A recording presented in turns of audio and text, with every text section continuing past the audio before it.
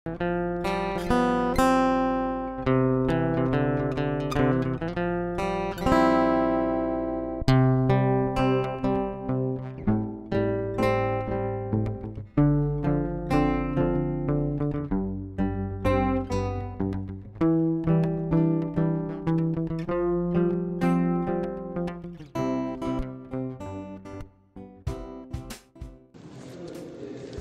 saya Frater Franciscus Maximilianus Koba. Saya biasa dipanggil Frater Milin atau Frater Miko. Saya calon imam Keuskupan Ruteng.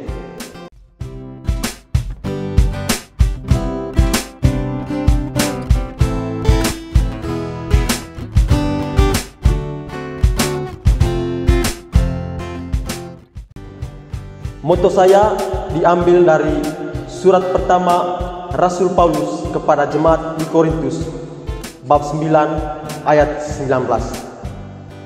Aku menjadikan diriku hamba semua orang. Moto ini hendak menggambarkan keseluruhan perjalanan panggilan saya. Tujuan utama keberadaan saya di tempat ini adalah untuk menjadi imam. Menjadi imam berarti menjadi seorang pelayan. Pelayan yang bagaimana? Pelayan yang berhati hamba. Oleh karena itu, semangat dasar dari seluruh perjalanan panggilan dan juga karya pelayanan saya adalah ketaatan, kerendahan hati, dan ketulusan seperti seorang hamba. Menjadi seorang hamba berarti selalu berada dan bekerja bersama Kristus yang membebaskan. Tujuan utama saya satu, yakni agar suatu saat saya bisa memenangkan sebanyak mungkin orang.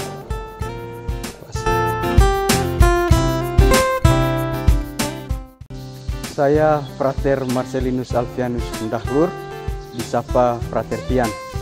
Saya calon imam Keuskupan Ruteng.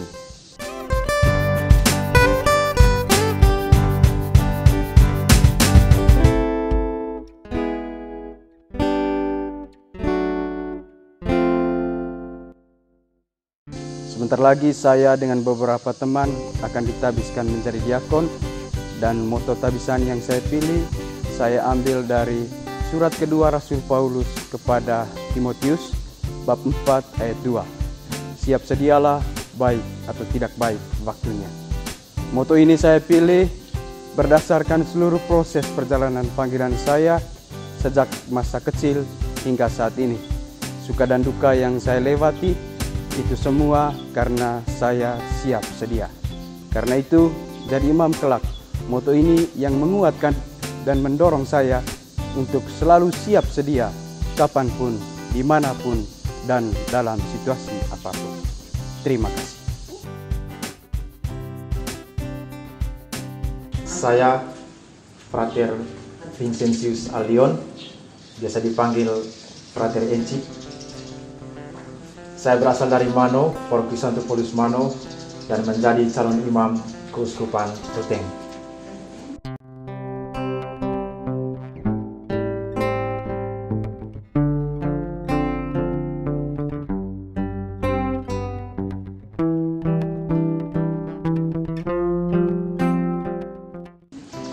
Saya memilih moto, cukuplah kasih karuniaku bagimu. Moto ini diambil dari surat kedua Rasul Paulus kepada jemaat di Korintus. Saya memilih moto ini karena dalam refleksi saya kurang lebih 9 tahun saya menjalankan pendidikan di seminari ini, bahwa hanya kasih karunia Tuhanlah yang membuat saya bertahan sampai dengan saat ini. Bukan kasih-kasih yang lain. Dan kasih karunia Tuhan itu nyata melalui kedua orang tua saya yang sudah membesarkan saya sampai dengan saat ini, lewat adik kakak saya, keluarga-keluarga saya, teman-teman sahabat seperjalanan panggilan ini, para pendamping, dan semua orang yang dengan setia mendukung, mendoa, dan menyokong perjalanan hidup panggilan saya. Dan saya merasakan bahwa ada begitu banyak jatuh bangun, letih, lelah dalam perjalanan panggilan ini. Tetapi kasih karunia Tuhan tetap bekerja dalam hidup saya, dalam perjalanan hidup panggilan ini, sehingga saya bisa bertahan sampai dengan saat ini. Dan saya yakin bahwa perjalanan hidup panggilan ini akan terus ditantang oleh berbagai situasi dunia. Dan saya sendiri merasakan bahwa terhadap semuanya itu, kasih karunia Tuhan memampukan saya untuk bisa melewati semua tantangan hidup dalam perjalanan panggilan ini. Halo, perkenalkan, nama saya Frater Flavianus Bonifilio Dahemat. Saya biasa disapa Frater Paping.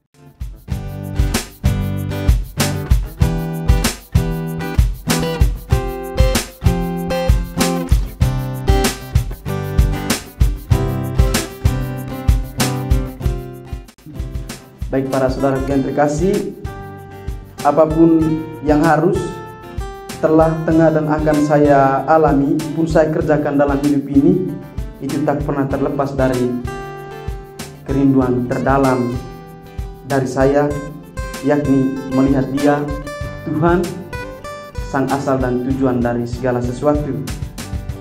Saya sering merasa lelah dan letih saat belajar, saat bekerja, saat berjuang untuk melalui perjalanan panggilan ini. Tetapi di dalam Dia, saya boleh kembali menemukan kekuatan. Saya pernah jatuh dan tergoda dalam kekeliruan dan kesalahan. Tetapi di dalam Dia, saya boleh kembali menemukan jalan untuk pulang. Saya bahkan pernah terjatuh ke kedalaman duka karena kehilangan orang-orang yang paling saya cintai. Tetapi saya boleh melihat dan menemukannya kembali di dalam Dia. Rentetan pengalaman sederhana ini membuat saya untuk memilih satu dari ayat suci, yakni Yesaya bab 30 ayat 20 sebagai moto tabisan saya, yakni matamu akan terus melihat Dia.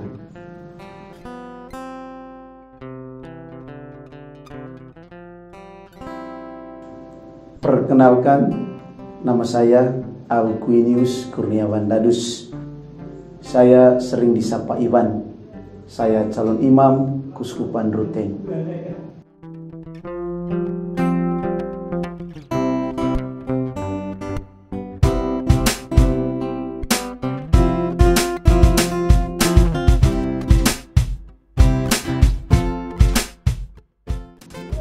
Moto saya dari kitab Nabi Yesaya bab 37 ayat 3b yang berisi, "Ya Tuhan Allah, Engkaulah yang mengetahui." Kalimat dari moto tadi merupakan jawaban Nabi Yeskiel atas pertanyaan Allah tentang dapatkah orang-orang Israel yang jatuh karena dosa, yang memilih berpaling dari Tuhan, dihidupkan kembali. Ketika pertanyaan itu dimunculkan oleh Tuhan kepada Yeskiel, dia menjawab dalam keyakinan, "Ya Tuhan Allah, Engkaulah yang mengetahui." Saya sadar jalan panggilan yang saya lalui selama ini dan akan saya jalankan ke depan merupakan pilihan yang tidak mudah. Saya dipanggil bukan sebagai manusia yang sempurna, bukan sebagai manusia yang punya banyak kelebihan, tetapi saya dipanggil sebagai manusia biasa yang juga punya banyak kekurangan. Karena itu, selama menjalankan proses panggilan, dan mungkin akan saya alami pada jalan panggilan saya ke depan, saya akan mengalami suka dan duka, jatuh dan bangun. Tetapi saya menyadari kasih karunia Tuhan. Saya yakin Dia tidak pernah meninggalkan anaknya sendiri, tetapi Ia selalu terlibat dan memberi yang terbaik bagi anaknya. Dan hal itu saya alami lewat keluarga saya, lewat teman-teman saya, lewat sahabat-sahabat saya dan juga orang yang dengan senantiasa mendukung saya dalam panggilan ini.